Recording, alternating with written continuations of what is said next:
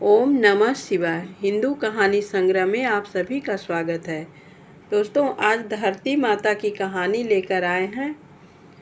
धरती माता का व्रत व पूजन का विशेष महत्व शास्त्रों और पुराणों में वर्णित है। धरती माता का व्रत और पूजन करते समय धरती माता की कहानी सुनी जाती है। जो भी व्यक्ति सच्चे मन से धरती माता की पूजा करता है तो उसे पाप कर्मों से छुटकारा मिलता है। धरती माता की कहानी सुनने से व्यक्ति की मनोकामनाएं पूर्ण होती है। प्राचीन समय की बात है। एक गांव में एक माँ और उसका बेटा बेटी रहा करते थे। माँ गरीब थी। वह मजदूरी करके अपने परिवार का पेट भरती थी।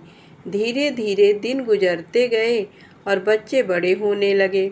बेटी शादी के योग्य हो गई तब माँ बूढ़ी हो गई। माँ ने अपने बेटे से कहा कि बेटा, तेरी बहन शादी के योग्य हो गई है, इसलिए तेरे जैसा घर बर देखकर उसकी शादी करना। ऐसा बोलकर माँ तो कुछ दिनों बाद मर गई। उसका भाई गांव-गांव में घूमा लेकिन बहन के योग्य पति नहीं मिला। वह घूम घूम कर थक गया और एक दिन सोचने लगा कि मेरे जैसा तो इस दुनिया में कोई नहीं है, इसलिए मैं ही इससे शादी कर लेता हूँ। ऐसा सोचकर वह चुनरी और शादी के लिए सब सामान ले आया। तब उसकी बहन ने पूछा कि भाई, तुम ये सब सामान क्यों लेकर आए हो? तब उसके भाई ने कहा कि बहन, यह सब सामान तुम्हारी शादी के लिए लेकर आया हूँ। गांव वालों ने बहन से कहा कि तुम्हारा भाई ही तुमसे शादी करने वाला है। तब बहन ने जाकर अपने भाई से पूछा कि भाई, मेरी शादी किससे कर रहे हो? इस पर भाई ने कोई जवाब नहीं दिया। तब बहन समझ गई। उसने एक लोटे में जल लिया, चुनरी ली और चप्पल पहनकर जंगल की तरफ चली गई। जंगल में गाय चराने वाले ग्वालों ने उससे पूछा कि कहाँ जा रही हो? तो वह कुछ नहीं बोली। वन में जाकर वह धरती माता को पुकारने लगी और बोली कि हे धरती माँ, अब तुम ही मेरी लाज रखना, वरना अनर्थ हो जाएगा। वह बोली, मैं क्या करूं? माँ, मुझे अपनी गोद में ले लो, नहीं तो अन्याय हो जाएगा। तब धरती फटी तो बहन ने एक तरफ लोटा, चुनरी और चप्पल रख दिए और वह धरती में जाने लगी। इतने में दौड़ता हुआ उसका भाई जंगल में आया और उसने ग्वालों से पूछा कि मेरी बहन किधर गई है? ग्वालों ने कहा कि तेरी बहन उस तरफ गई है।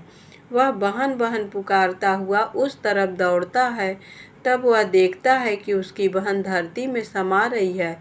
ये देखकर वह बहन को पुकारता हुआ उस तरफ दौड़ता है। तब तक उसकी बहन धरती में समा चुकी थी। केवल थोड़े से बाल दिखाई दे रहे थे। वह बहन के बालों को मुट्ठी में पकड़कर रोने लगा। बहन, तू सत्य के लिए धरती माँ की गोद में समा गई। मेरी बुद्धि भ्रष्ट हो गई थी। माँ का वचन निभाने के लिए मेरे जैसा कोई वर नहीं मिला, इसलिए ऐसा विचार आया। ऐसा बोलकर वह जोर जोर से रोने लगा। पर धरती माँ ने सत्य के लिए बेटी को अपने में समा लिया। जो बाल बाहर थे वे दूब बन गए। इसलिए औरतें धरती माता की कहानी सुनती हैं और चुनरी, चप्पल, लोटा, बर्तन में हरी मूंग और लड्डू कुंवारी कन्याओं को देती हैं। जो भी धरती माता की कहानी सुनता है, धरती माता उसको सुखी रखेंगी। हे धरती माता की कहानी कहने, सुनने और हुंकार भरने वाले सभी को सुखी रखना। बोलो धरती माता की जय।